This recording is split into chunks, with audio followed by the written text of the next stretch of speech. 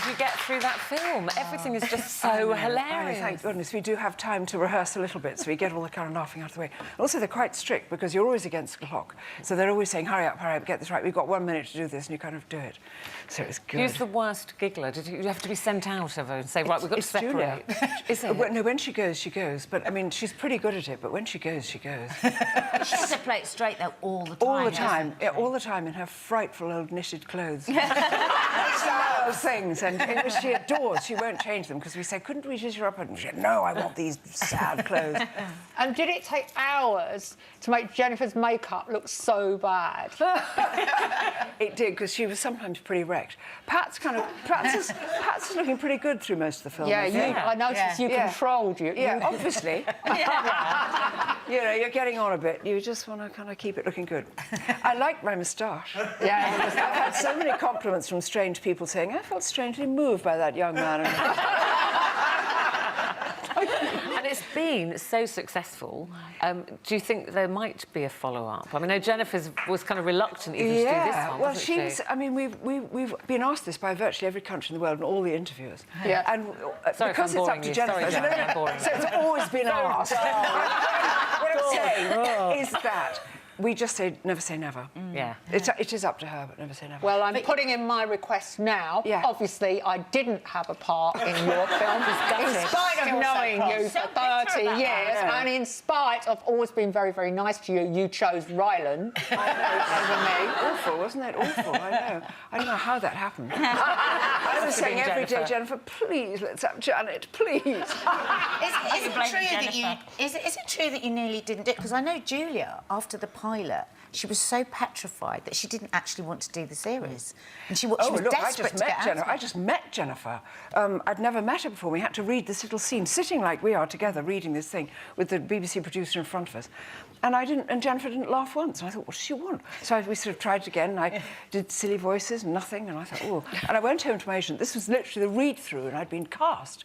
And I said to my agent, get me out of it, because I think she hates me. I think she hates me. She's too polite to say.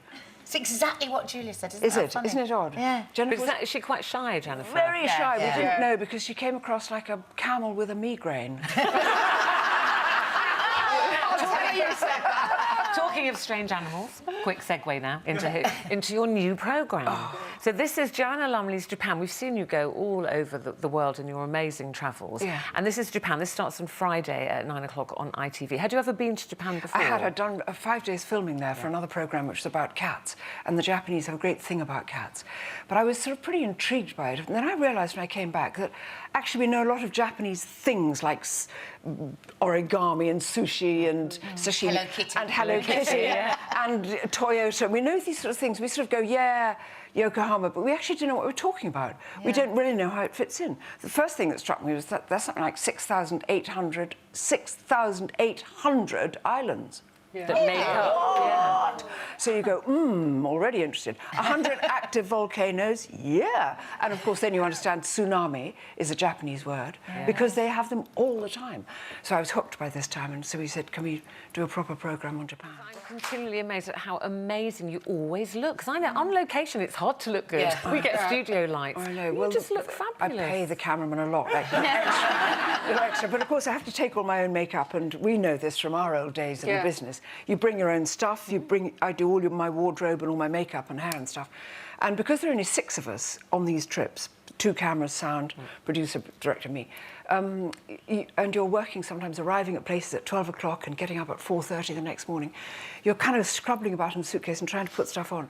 But I've got quite good at doing my own makeup because I did it as a model. So you learn how to do it practically in the dark. Yeah, I was you can do it by candlelight or torchlight. Yes. You can do it. We know what to do. Yeah. And that's really sweet of you to say that. No, but you just do. I've seen you in deserts and all sorts of when it's so hot, and normally my hair would be like this. And you always seem very calm and smiley, and I know from even my brief experience filming first thing in the morning, no one would want to be near me. You're so But Japan is a country which is so alien in so many ways, because I first went there in 1970, and it was just extraordinary. It is extraordinary. I've got to say that it's a kind of first world country on a scale that we can't remember what first world means. It's spotless.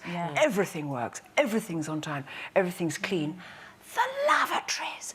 Oh, my God, I want to go and live in one. They have music, they have bird song, they have heated seats, they have things that washes front and back. We've got a little gorgeous seat. Sometimes it calls your name. Hello, Joanna.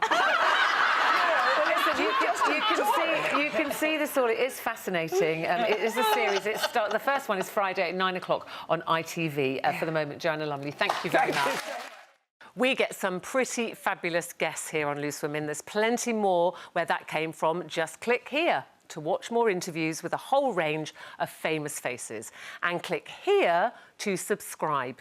It's free, so you'd be silly not to, really.